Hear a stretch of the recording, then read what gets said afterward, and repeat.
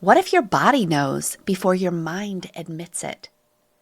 The first signs of misalignment rarely show up in your calendar or in the performance for your career. They show up as tension, exhaustion, or pain in your body that refuses to go away. What if those signals aren't obstacles, but invitations to realign success with well-being? This is the Your Next Success podcast, and I'm your host, Dr. Carolyn Sengel. I'm a life-first career coach and strategist on a mission to normalize questioning your career. Because I believe each of us is made on purpose for a purpose only we can fulfill. The longer we live out of alignment with who we are, what we do best, and why we're here, the more we miss out, and the more the world misses out on what only we can give. The Your Next Success podcast is where we explore how to build a career that truly fuels your life. We talk about self-discovery, smart job search strategies, professional growth, and you'll hear stories from people who've navigated big career transitions themselves. So you can see what it's really like to make bold changes and feel inspired to create your own version of authentic success. One that is aligned, meaningful, and truly yours. Today's guest is Garrett Wood. He's a clinical hypnotherapist, executive functioning specialist, and founder of Gnosis Therapy. Garrett helps executives, founders, and entrepreneurs achieve sustainable high performance without trading their health or relationships. Over 18 years, he's developed the A-Cubed framework, Assess, Accommodate, Align, which maps capacity across 7 key drivers of performance, sensory intelligence, bio-budgets, emotional regulation, core beliefs, attachment patterns, values, and executive functioning strengths. His approach blends outcome-based coaching, somatic regulation, and clinical hypnotherapy to end the boom and bust cycle of burnout. Because real success is built through your well-being, not at its expense. In our conversation, Garrett and I explore how achievement often comes at a cost and what it really means to create success that sustains you. We talk about how the body stores emotion long before the mind catches up, the link between ADHD and burnout, and how to rebuild from the inside out. If you've ever wondered why you keep pushing even when you're running on empty, or how to turn awareness into aligned action, this episode is for you. Welcome, Garrett, to Your Next Success. I am thrilled to have you here today. Excited to be here, Carolyn. Thanks for having me. Thank you so much. As you know, one of the things I love talking about and diving into is people's careers, their stories, their transitions, all the lovely pivots that brought them to today. So we'll get to today and the amazing work that you do and how you help people. But if we could dial it back, can you tell us a little bit about your childhood? Where did you grow up? What did you love doing for fun? What were you interested in? All of that. Yeah, fun question. I moved 11 times before I was 11 years old. So my dad was in the hospitality business. So one of my dads, anytime that you get a promotion, you get a new location, and then you got to beat year-over-year sales for a couple of years, and then you got to do it again, or you got to try to beat your best. And so we would move every couple of years. But I spent a lot of my youth in Bakersfield, California. So like Central Valley kind of California, pretty hot, triple-digit heat most of what I remember from it. But growing up as a kid, because we moved so much, it was really challenging for me to kind of like make those transitions. So to keep myself entertained, I would have books to read during all the long car trips because we would go cross country sometimes. And that hasn't changed, as you can see back there, quite a bit of books. So that has been kind of one of my passions that stuck with me my whole life. It's probably the most consistent passion that stuck with me my whole life. Everything else has kind of come and gone. So Because I moved a lot as well. My dad was a teacher, then a principal, then a superintendent. And my mom was a nurse. So it kind of worked because she had a career that was able to be mobile. How did it work for you with your parents? And then my moves were always in between school years. But for yours, moving 11 times before 11, were you moving in the middle of a school year? And how did that work? we did that a couple times, I think. Moving to the East Coast and then back was mid-school year. I remember moving to New Jersey and hearing the teachers say "I dear," and I just remember being a child being like "I dear," what is idea instead of idea? And it just didn't compute in my little brain at the time. I didn't understand accents and regional accents. That was one of the things that stood out to me the Oh, most. interesting. And going into these new school areas without knowing anyone, like for me, a good byproduct of that is I can walk into a room of people I don't know, and I know how to do that well. I always also kind of thought like if I was a boy, it would be easier. But maybe girls were kind of cliquey and maybe not so welcoming. What was your experience? Yeah, I didn't notice the gender issue then, probably more so now. I could see the difference of that. But when I was a kid, I really was more shy than anything. So the books were my friends. I did have other friends. They were, acquaintances. But as soon as you start getting into that deeper relationship, you're moving again. Yeah. So it never really seemed like it formed. Yeah. Right? Yeah. And so then when you kind of settled into a Bakersfield area, were you then at a place for a consistent long period of time or still switching? So I have one of my best friends still to this day. I met when I was 10 years old. We went to a dinner theater play of Dracula for my 10th birthday. And we just hung out 2 weeks ago. So That's awesome. yes, long-term friendships have formed and maintained. We don't get to see each other as often as we would like, but it's really nice. Yeah. And so when you were growing up, like, what did you think success meant? Or from your viewpoint, what was success? What was successful in that moment? As far as like what you thought the world, like what was it successful to be a human or an adult, that you're successful if you what? So I grew up in a household where money was definitely a topic of conversation, making sure we had enough of it, making sure when we wanted things that we knew the cost of it. My mom's a very frugal person. She won best dressed in high school, but it wasn't because she was out buying fancy clothes, it's because she was making them herself. Oh, wow. So some of that wore off on me as a kid. I would go to JCPenney and get like a little jacket and then go to the fancy skate shop and like pick up the skateboard like patch. And then I would sew that on. Cool. So I'd be like, okay, cool. I got the cool jacket. I'm going to fit in with the cool kids. And instead of paying $45, it was, $8 or $12 or something like that. So acutely aware of money. So success at that time in my life meant making enough of it that you wouldn't have to worry about those things, that you could choose to go and eat out if you wanted to, instead of having to count pennies for lunch that day, dig in the couch for change, right? Look in the car back when we used to have cash. Right. Right. Yeah. Our kids can't ever just be excited and find things when they're cleaning. So. Yeah. I pick up the couch cushion. Oh my gosh, this is enough for Taco Bell. Here we go. Let's go. Yeah. Were there signs that as far as you're being interested in helping people and those types of things when you're little, or? Not so much. Yeah. Just the books. So there was a time where, as I was growing up later, when I was like 15, 16, I grew up skateboarding. I found some friends there. It was super fun. You got to be away from people for a long time. You were just out there for hours. It felt very freeing and kind of rebellious to be on a skateboard, although we were just sweaty kids hanging out. But in the skateboard magazines, there was a professional skateboarder who got paid, and he had a really nice car. They did a magazine spread of his tricks on one page, his car on the other, and he had a girlfriend. And his girlfriend I thought was rather attractive, and she was in the car. And so at that age, I was like, wait a minute, you can get paid to do something you love, get paid enough to be able to afford cool things, and to have people in your life that appreciate you, that you want to hang around. And I was like, that's pretty cool. And he happened to be in a skateboard video that was titled Fulfill the Dream.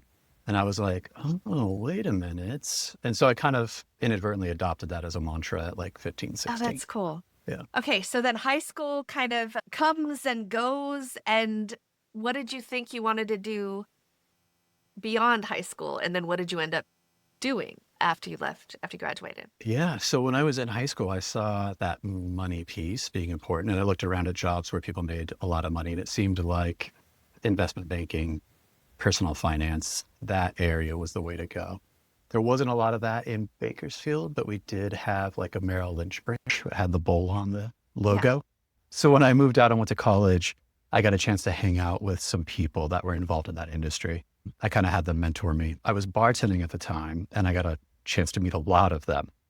And when I was being mentored by them, I was like, oh, this is really interesting. I'm learning a lot. And then when I was bartending and seeing them out, I was like, oh, they have all their bills paid.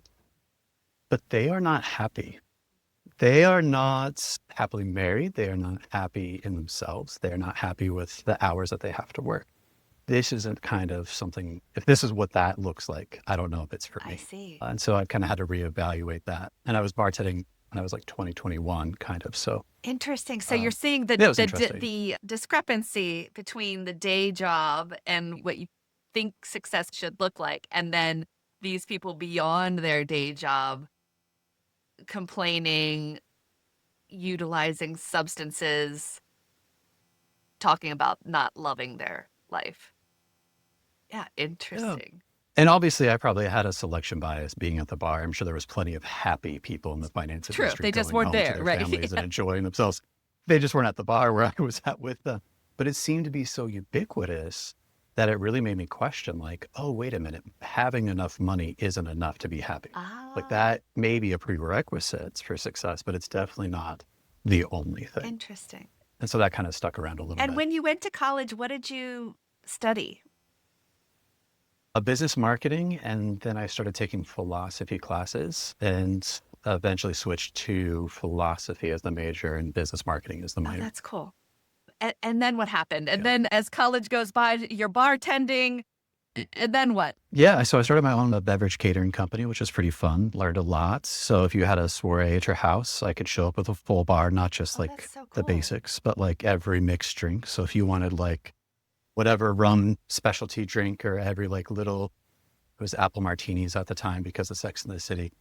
We had that. We could serve that in your backyard to your friends, and people really appreciated that. So that was kind of fun for a while. Yeah, so lots of different experiences in entrepreneurship. That was one. There's a couple of other little jobs, but they weren't as successful as that one.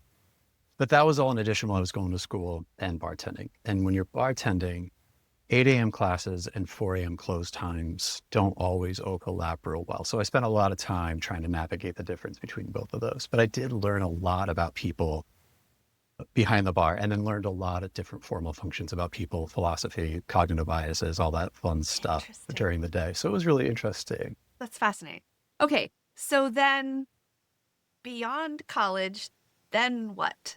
Then what did you choose to do? How'd that transition work? Yeah, so the reason why I got into bartending is because I understood alcohol at a young age. I saw, my parents have drinks and they felt better after 2-3 beers. And I'm like, oh, cool. What is this? This seems to be magical. They went from not great, kind of grumpy, to like pretty relaxed. This is interesting. And so when I was bartending, I saw some of the worst stuff of that, which was interesting. But for myself personally, to get away from some of using those substances in my own coping mechanisms, I started running a lot. And I ran so much that I like tore my meniscus, stretched, fractured my feet, had no clue what I was doing. And so after a couple of rounds of training for marathons, I was like, I need some help.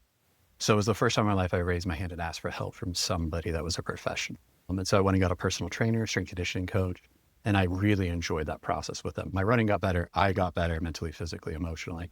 And I saw how much he enjoyed his day-to-day existence. Like he, once again, selection bias, he loved what he did. He loved all of his clients. And I was like, wait a minute.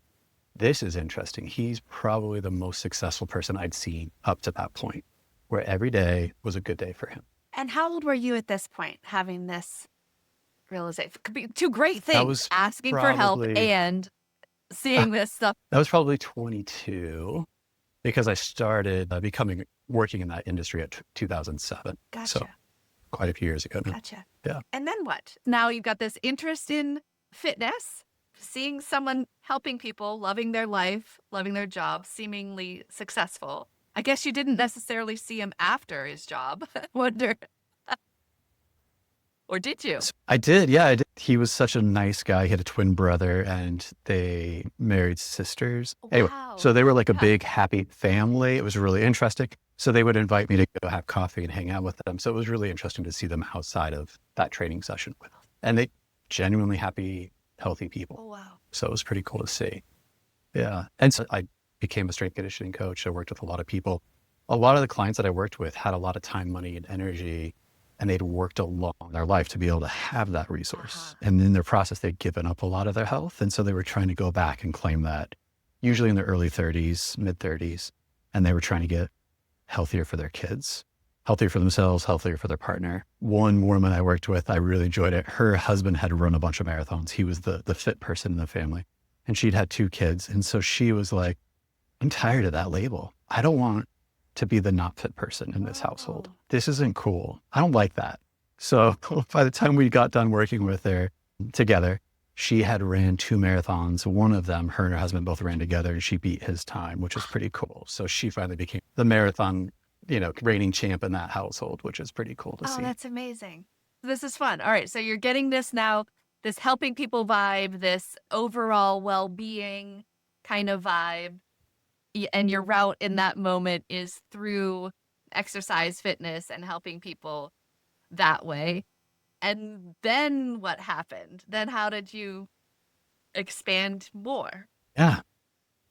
So at that time when I was working with people, you spend a lot of time with people. I mean, you're spending 3 hours a week with these people 9 months on end, which is a long time.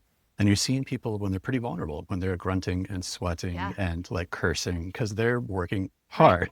And there's a lot of vulnerability that shows up in that moment. People kind of share some of their feelings, their thoughts, and stories come out. And there's a couple of times where the stories that came out, it made me feel like we were working on the wrong end of things. Like there was better help for these people and that I was not, the help that they needed was over here and I was over there. And I really wanted to be able to try to understand that a little bit more. So for example, there's one person I worked with. She really wanted to be fit, healthy her whole life. She put a lot of effort in the fitness facility. She gained and lost her body weight 2 or 3 times over when we were working together. And every time she would get to a weight that she felt strong and fit and could move, she would get a lot of attention.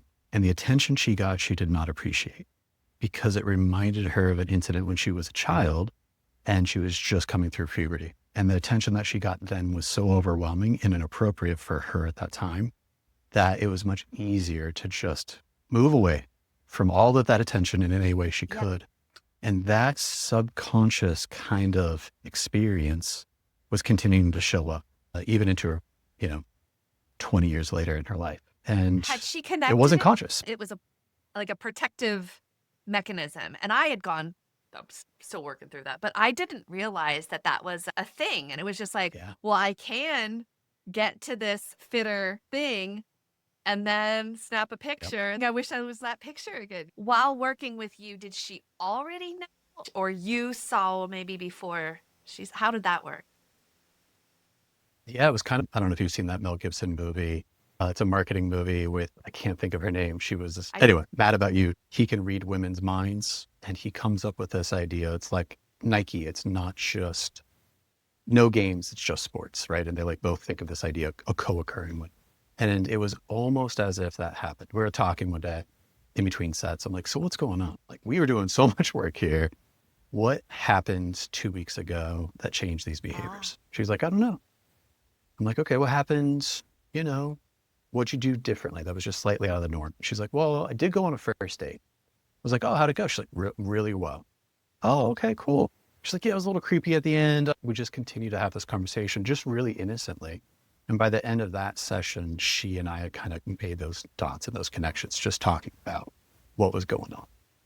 And I do think when you're in that like altered state, which exercise can put you in, you do kind of get a chance to remove yourself from like the normal default thoughts that we typically have. And you have a chance to kind of look at them from a different angle. And doing that, you come to new conclusions, new realizations. And that has been consistent, I found, since then, even and till also now. though there's like something to like the body keeps the score, things have to move through your body. So if you're already moving in some sort of different way, exercise wise, not only are you freeing your mind to be able to process things differently, but maybe emotions or things are being at the same time. What a powerful connection there. And so then what? Then how did that kind of evolve? So just like you said right there, the body keeps the score. At that time, I made a transition from working with clients into leadership where I was managing more of the people that were responsible for their clients and I was responsible for them. And so it went from being really fun and hanging out with a bunch of my friends and helping people to being like the person that has to toe the line, person that has to enforce the rules.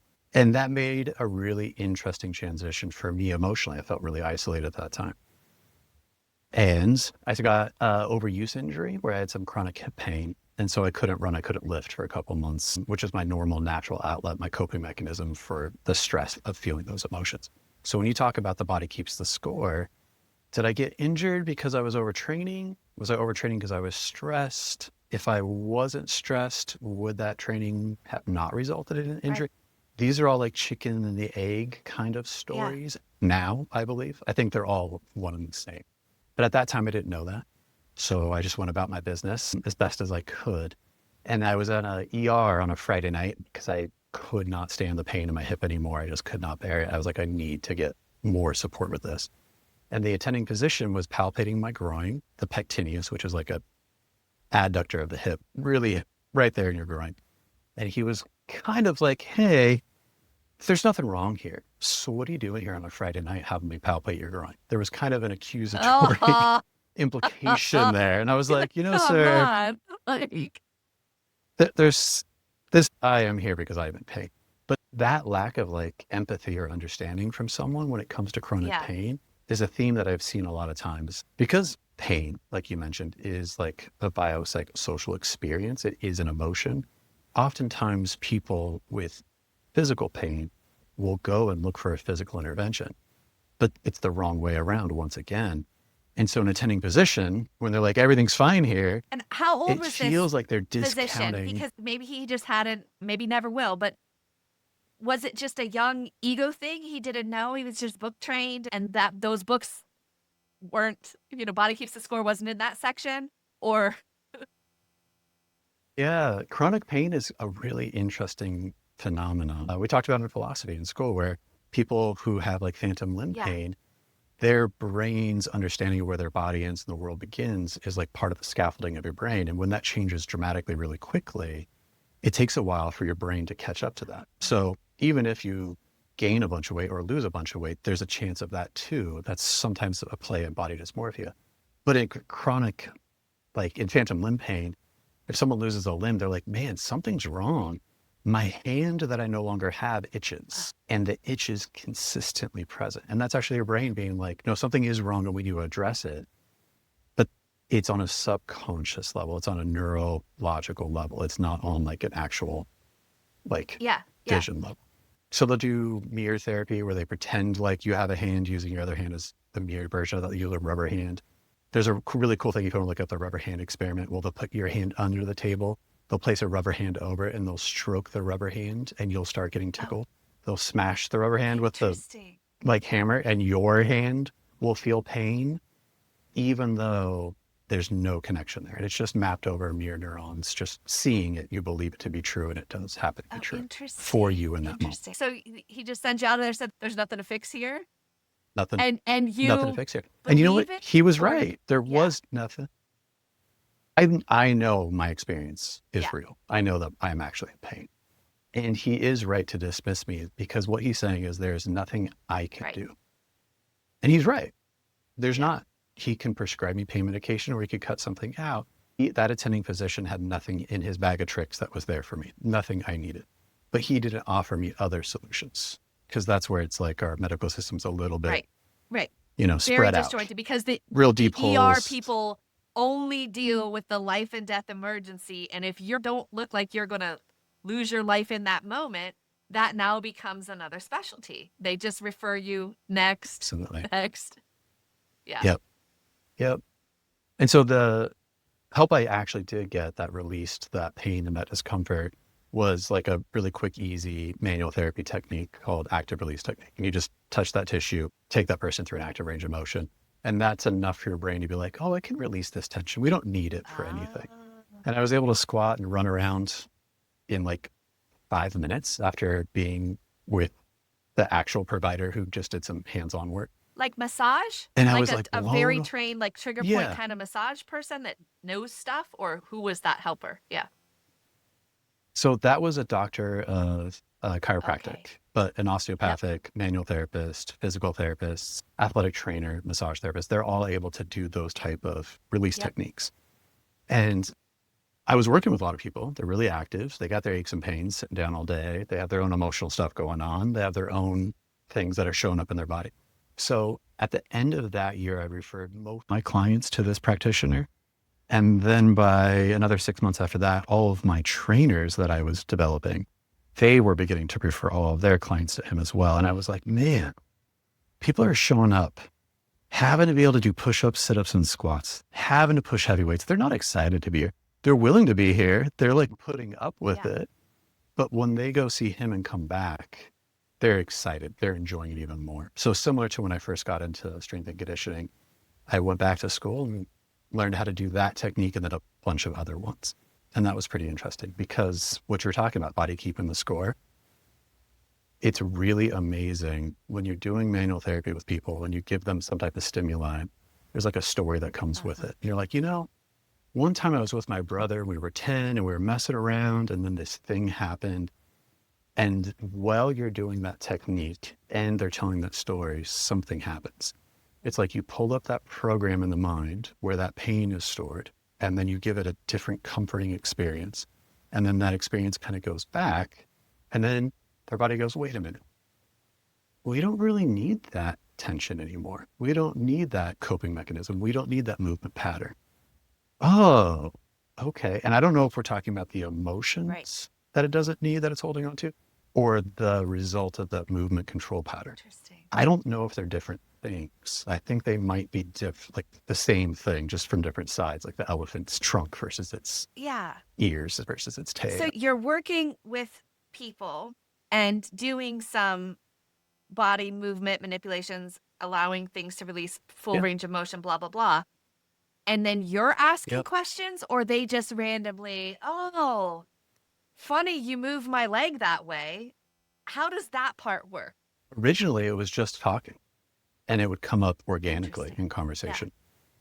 Yeah. And then eventually, after enough of that happens, you're like, oh, maybe there's something more to this. Maybe that's actually the important part. And so if you get into some of the deeper literature for how memory reconsolidation works, or like coherence therapy is what they call that, you don't remember things from the first time you made that experience. You remember them from the last time you remembered it. So anytime you go back and you pull up a story, you're not pulling up the original story. You're pulling up the last time you told it.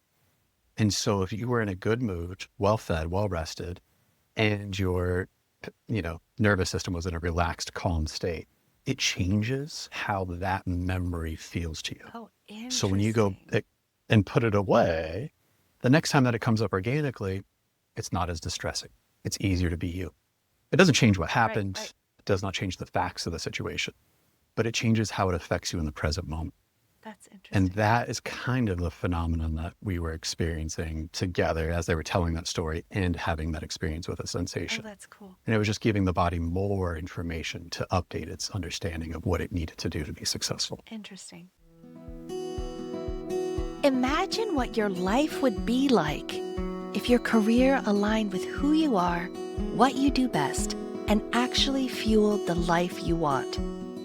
At Next Success, we support all ages and stages through career transitions, from students exploring majors or careers to job seekers actively searching or reimagining their next move to professionals committed to self-awareness and leadership growth. Stay connected and explore what's possible at nextsuccesscareers.com and follow Next Success Method on LinkedIn, YouTube, Instagram, and Facebook. Okay. So you're noticing patterns. You're on this quest to really help people not surface, but like dial it back to before and to like, where's the root of this thing? And now you start coming across with some clues of, okay, maybe it's not just body, it's body and mind, getting all that and different releasing. And you go to school, you get more of that knowledge. Now you start helping and implementing with people. And then what? Yeah. So that was kind of what I was doing on the side. Well, just like when I was bartending, I was going to school, just like when I'm always doing 2 or 3 things at once. So at the time I was working a corporate job. I was overseeing 7 locations. Each location probably had 10 to 20 people. And it was a lot of work. I believed in the work we were doing because I was helping train, develop people to do that type of work that I was talking about. And we were working with pretty, dedicated individuals to their health and wellness. And I really believed in the mission. I really believed in the values of what we were doing. And it was really nice because we had these really tight feedback loops. We were a sales-driven organization, so I could see if we made an implementation to the field, what showed up immediately, like what affected change. Within like 3 hours, you would have a new report. wow. You'd be like, did that work or not? Yeah. It was pretty interesting because you could learn a lot about leadership, about management, about anything, any theory you could ever see. You could put it into practice, and within a few months, you would be able to see that feedback really quick. And I was working a lot. My chronic pain was back. My sleep was terrible. running? My attention, I'm not running at the time, no. Because I was in the car so often when I would get out, just being able to stand up and move was quite an accomplishment at the time. It wasn't great. But yet you're in a company that's helping people be well, and you're working so much that you're quickly becoming unwell, and you don't have the time to do the things that had been your outlet of physical fitness release. Helping. Yep, absolutely. And that creates a vicious cycle because if you don't have that release, that feedback loop's tighter, stress gets more intense, there's no break from it. And then when you do get a break from it, it wears your body down. And then you need to recover from that. So you eat some comfort food, maybe you stay up late and watch some, mindless TV. I think at the time it was The Office, who knows, Parks and Rec maybe. Yes. And then now you're in trouble. Where was the pain showing up for you? Did it move around your body, or did your pain stay in a similar, was it your hip still, or what was that? Yeah. So I always like to talk about that. Like if you take a soda can, right, like aluminum can, and it's sealed, you can put a lot of pressure on it and it withholds a lot of force. There you go. But as soon as you crack it open, its ability to resist pressure kind of gets dissipated wherever maybe the aluminum is weakest at. But if you get a little bit of a bend there, it doesn't matter if you blow it back up and sealed it back, it would still crumple kind of in those same places that it crumpled before. And so same thing would happen, my hip, my back, hip back, hip back. So anytime I'm getting distressed or I've been operating out of a stress mode for too long, or I've been in go, go, go, go, go, I will feel my back. I will feel my hip. First sign is your sleep's not great. Second sign is you're a little grumpy at the dog. Third sign is you're a little short-tempered with everybody. Things get on your nerves a little bit more. Silly things that show up, like you got to download the Zoom updates before you go into a meeting. I get it. But then if I continue to ignore that, my hip and my back will let me know pretty quick. Yeah. And so now that you've experienced this many, many times, does your hip and back still end up hurting, or do you now react before that point, knowing? Sometimes you're in a cycle where you do need to perform as best as you possibly can. You don't have the luxury to take that time off or that downtime. The frequency, duration, and intensity is much less than it's ever been in my life. So I will take that as a win. Is it gone? No. Will it ever be gone? Probably not. But as long as the frequency, duration, and intensity are moving in the right direction, I am happy with the progress. I will take it. Okay. All right. So, and as you're at that corporate job that's like slowly wearing you down, but you changed. So what preempted that, or like what made you say, you know what, the pain of staying the same is now greater than the pain of doing something else. I think I want to. Yeah. So I wish it was, my relationship with my partner is struggling. This isn't good. We need to go get some help. I wish it was, my back pain is flaring up. This isn't good. I need to go get some support and slow down.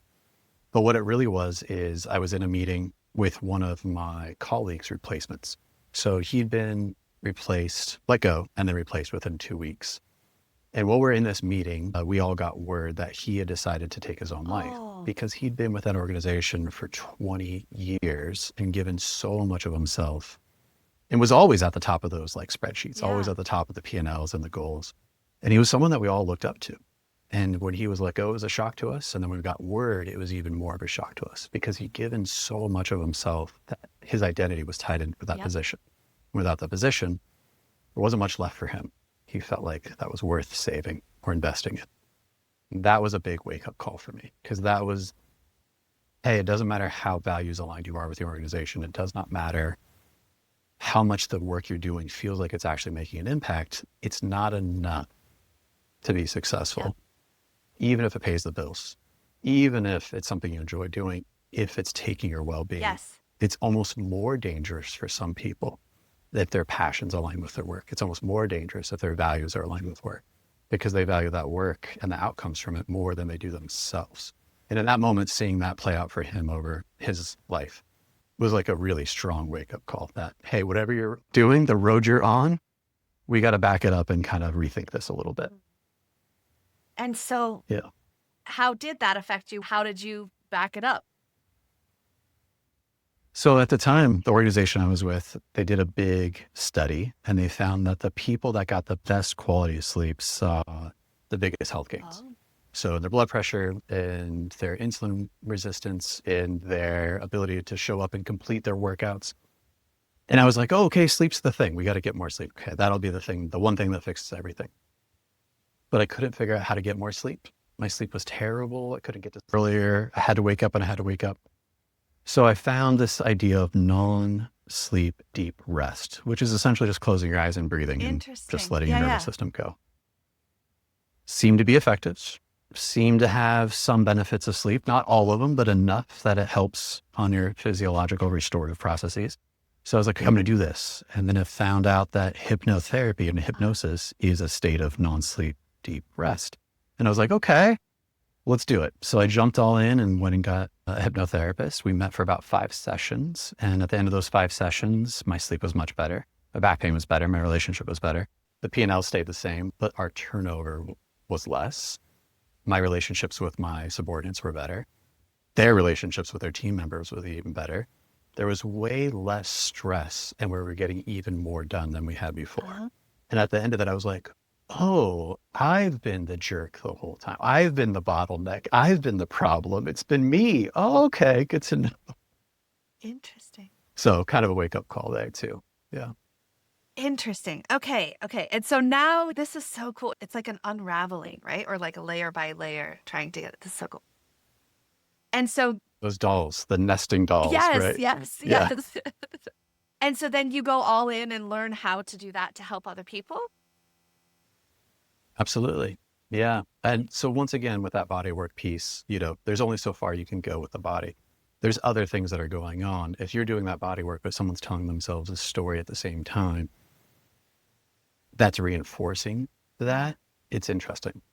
Mind, body, emotions, experience, intelligence, consciousness. I feel like they're all the same thing. We just have different ways of talking about it, like the blind men talking about that elephant. No, it's sharp and hard. No, it's soft and leathery. It's all the same thing. We just have different names for it because we have different specialties. Mm-hmm. So being able to see it from the body side, the somatic side, and then being able to see it from the subconscious side. And then obviously working with people on a conscious level to be able to get them to do things that they don't enjoy doing, but understand the benefits from in coaching. It's been really interesting to be able to work with people now, helping them show up and take care of themselves. But now it's a bigger scope. It's not just fitness, it's well-being. So that's been pretty cool. And so you left that corporate job to make your own company? Yeah. After that, I opened that in 2018. Yeah. So a few years now. And has your scope in your company stayed the same, or has it continued to evolve as you realize more nesting dolls? More nesting dolls always. So when you start getting into well-being, you're like, okay, what are the bottlenecks for people's well-being? Yes, sleep, food, nutrition, health. Got it. Okay. Movement. Okay. Positive emotions. Yeah. Yes. Subconscious beliefs that keep you stuck in these patterns. Okay, sure. But then the quality of your relationships and what's contributing to that, and what makes it easier, what makes it harder, what are the frictions that show up there? And also, like, one of the most surprising things for me, I think, was a woman that I worked with who was in leadership had another person on her team, and they had to do feedback, and she really appreciated this person on her team, but they struggled to communicate well. Really, they felt like they were enemies. Viscerally did not enjoy each other's presence, but they couldn't explain why. Neither of them knew what was going on. They're like, no, I respect them. They do good work. It's fine. We just don't vibe. Not my vibe. Right. So we kind of talked about what was going on, and they were doing their feedback meetings where they would sit across from each other in the conference room. It's a big conference room, really nice big table, everyone off in the background, kind of secluded, sun coming in on one side. But because you had the window on one side and then you had glass all the way around, the words would just reverberate off the walls. And so a little bit of criticism, you would just hear it like kind of echo forever. So we were just like, let's mix it up. Let's get you regulated. Let's go on a walk together. If you're both moving in the same direction side by side, maybe something will shift enough that you won't like despise each other. So they tried it. And now they go out to drinks after work. Now they're friends. Interesting. Completely. Yeah. So it was the completely environment. different It wasn't experience. necessarily like this person was a disc style D and that one was a C. It wasn't necessarily that. It was the environment that the words were delivered in, not necessarily the way the words were delivered. Exactly. Wow. So there's a lady, she's a doctor, Anne-Marie Lombard. She's in South Africa. And she has this work called sensory intelligence, which is really fascinating, where your sensory thresholds matter. If you're in an environment where your sensory thresholds aren't met, you can't be a good version of it. So a lot of people talk about IQ being important in corporate jobs. And then people are like, oh, no, it's not IQ. Everyone's smart. It's EQ. It's can you be emotionally regulated around and with other people? And the better you are at that, the more successful you'll be. Her argument is like, well, those are both important. But if you're not in a state where you can be regulated, none of those matter because that supersedes it. And she's got really good work and studies backing it up. And she's not alone. There's a bunch of other interpersonal neuropsychologists that talk about regulation matters most, and then co-regulation. And then once we have co-regulation, then we can do the reasoning, then we can do the feedback. And so some people, if they're in a really crowded environment, it's the people that's messing them up, it's the visual movement. For some people, it is the closeness of other people. Some people, if they're in like a library setting, they're so understimulated that they're looking to engage in ways that aren't probably healthy. So it's finding out what works for you and putting yourself in the way of that. And it makes a really big difference. It's really fascinating how much the environment plays a part in your ability to express That makes your so much regulation, sense, your right? And I feel like, intelligence. nowadays, or maybe it was just after having kids or something, or seeing many different children and different experiences, and then realizing neurodivergence was a thing, and, perhaps, Yeah. realizing later in life that that was a factor for me. And then even beyond just, and then there's different levels of neurodivergence. You can have ADD, ADHD, autism, but the sensory thing is a huge factor there. And somewhere along the lines, Absolutely. because I saw that now you do ADHD kind of coaching as well. But yeah, when did you become interested in that expansion? Yeah. Yeah. So about 2 years after I opened my doors for my clinic, there was a couple trends that showed up. One, everyone was burned out, right? Which is what we were focusing on. And it's self-selection bias. A lot of people had physical issues in their body that were showing up as tension, similar to what I had in my story. They had a history of being through some adverse childhood experiences. So their ability to regulate emotion was more challenging than others.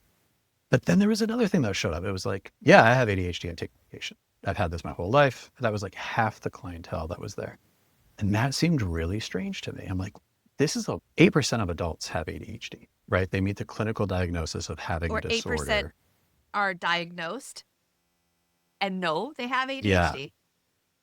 But what percent And of then children how many people, is it now? it's much higher than that. And arguably it should be growing because ADHD in women hasn't actually been a focus for a long time. So the numbers are still not representative of the actual population because we haven't been doing the right work. But hopefully that'll change soon. But it was just fascinating to me because I didn't know much at the time. And some of these behaviors seemed normal to me. They seemed like, oh, that's just everybody, right? So after 2 years of having similar conversations, I was like, oh, maybe this is something that I need to go look into more. So I went and got some more schooling, went back. There's a bunch of opportunities to dive deep in on that stuff. But having gone through that, I started ticking boxes. And so I went and met with a psychiatrist and we went through the formal neuropsych evaluation process. And they're like, yeah, absolutely. You've probably had ADHD your whole life. There's no doubt about it. And you probably got it from this person in your family. And here's how it shows up. And that's when it all started to kind of click a little bit more, gelled for me personally. That was one of the frameworks that definitely was a missing component. And the sensory piece is a component of that for myself, but less so than some of the other ones. Executive dysfunction is a really fascinating one for me. Yeah, and how did that executive functioning and executive dysfunctioning, and when you don't know or you're overachieving in other areas, did you know how to study? Was it planning an organization? Was it distractibility? How did it show up for you? Boredom, intense Ah, boredom. So impulsivity and like raising the stakes. So at work, when I was a kid, when I was working, I'd be like, okay, great. This is boring. I know how to do the job now. So how can I make this more challenging? Well, if I show up with less sleep and I can get more done elsewhere and still get the job done, okay, good. Now the job is more entertaining and I got more side stuff done. So sleep has always been that, like, never prioritizing it has been a theme in my life. And I couldn't get to sleep as a kid. And one of the most linchpin in the diagnostic criteria was me sharing that experience. Like, I've had trouble sleeping, getting to sleep my whole life. And I mentioned it to my mom and she was like, oh yeah, that's normal. No problem. Here's Tylenol PM. That's how I've been getting to sleep. And I was like, oh, okay.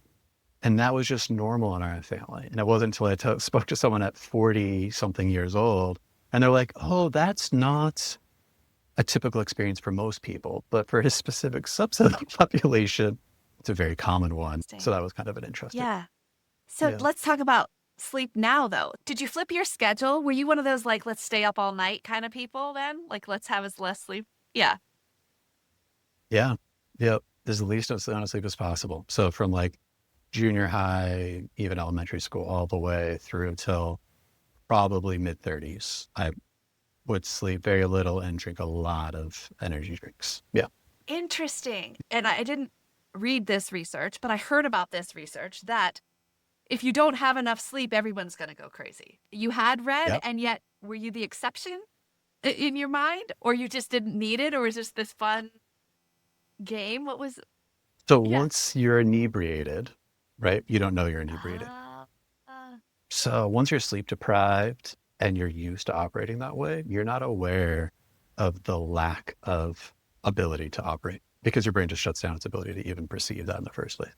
So you have to look for external cues, like, am I doing a good job or not? And if those external cues are there, then it makes it really hard. Uh-huh. So some of those external cues obviously were, aches and pains in my body, short temper, all the other things that were contributing to it.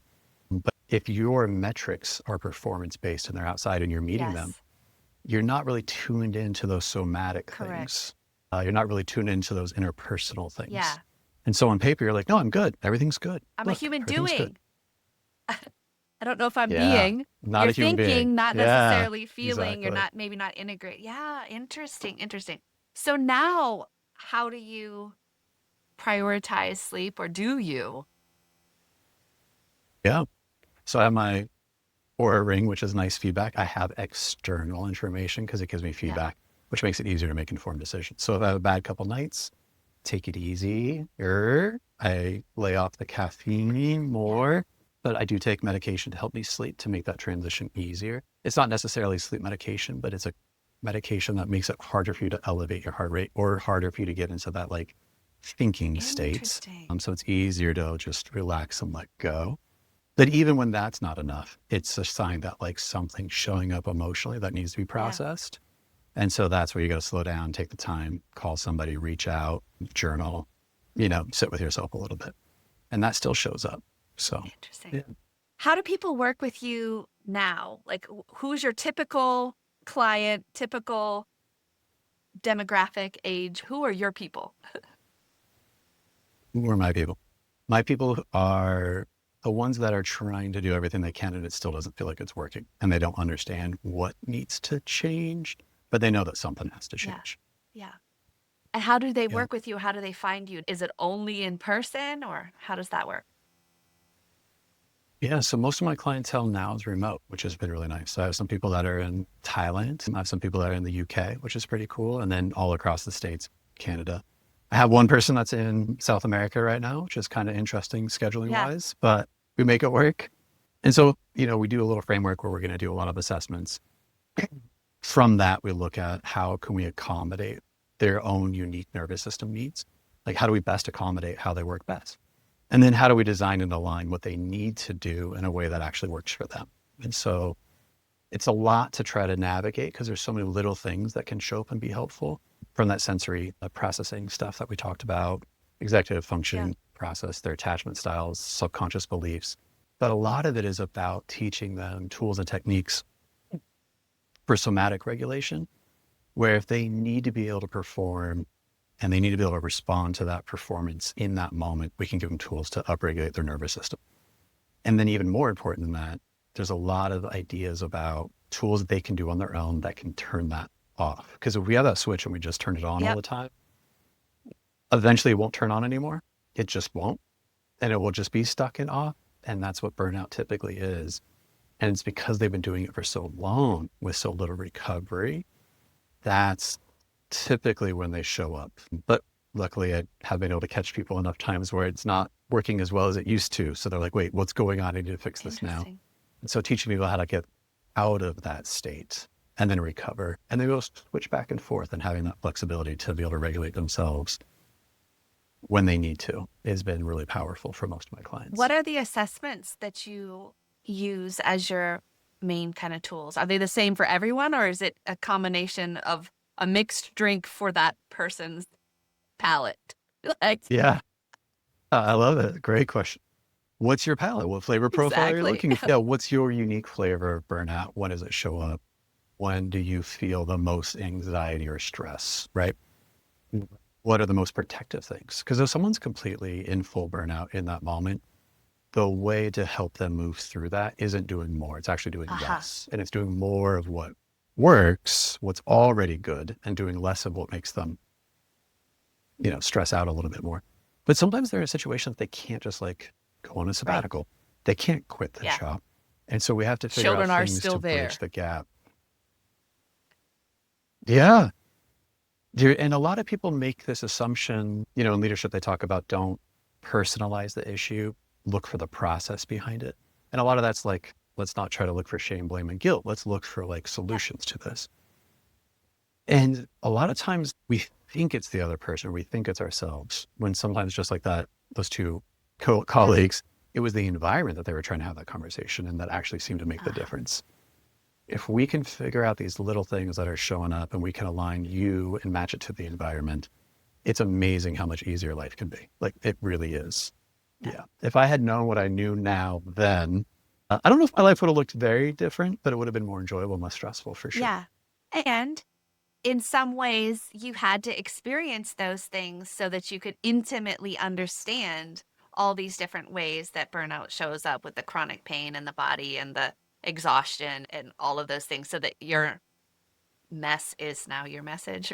Right? That's where somebody said, some of the other day said, your test is your testimony. I was like, oh, that's now made me uniquely qualified to help in these areas. So that's interesting. Yep. Okay. So as all of this has evolved for you and you saw the different things of externally successful, internally unfulfilled, all those different, Russian dolls or whatever kind of nesting dolls that there are, how do you now define authentic success from your perspective? Yeah. I definitely think that success is built through your well-being, not at its expense. So if your pursuit of something is diminishing your well-being, that is going to be dangerous eventually. It's going to be risky. And some people have a very high tolerance for risk. So I would never tell someone how to live their life. That is for them to decide for themselves. And if you are sacrificing your sleep, your health, your relationships to pursue something, it's a dangerous scenario because that goalpost continues to move. What counts as successful or arrived or enough? If you're that type of person, you'll never arrive. It'll never be enough. And so what you give up in the time, in the means of getting there, becomes a really big compromise. So making sure you bring your well-being along for the ride is really important. And it actually improves performance in most cases. I will tell you, I am a much better person with more sleep to be around. My team, they didn't go to hypnotherapy. They hung out with me, but they were better because I was better. And the better I was, the better the business was, the better they were, the better their relationships were. I always think back to growing up as a kid, if my mom had more time at home, if she had to work less, she could have been more present because of those things were taken care of. How much different would our relationship have been? How many more memories and stories and jokes would we have had? Yes. right? Same thing with my dad's. And so I do think that there's this trickle down or ripple out effect that happens when people in positions and leaderships and they're in an organization, that if they can be a better version of themselves, everything around them gets better. And we all are affected by that. So Absolutely. How do people find you? How do people work with you? yeah, if they're professional and they want to find me professionally, they can go on LinkedIn. It's Gnosis Therapy, which is a silent G. So it's GNOSIS Therapy. Or they can email me if they want, Garrett at Gnosis Therapy. They can follow me on Instagram, Gnosis Therapy, or my website, also www.gnosistherapy.com. Awesome. Yeah. We'll be sure to have all of that in the show notes. But Garrett, thank you so much for sharing your story and all these beautiful insights and how you help people. So I really appreciate it. Yeah, it's fun to be able to have a chance to share it. Thanks for having me on. Garrett, thank you so much for your wisdom, your insight, and our beautiful conversation. To learn more about Garrett's work, visit gnosistherapy.com. Until next time, keep aligning your work with the life you're meant to live. Thanks for listening to Your Next Success with Dr. Carolyn Sagal. Remember, authentic success is yours to define and includes aligning your career to support the life you want.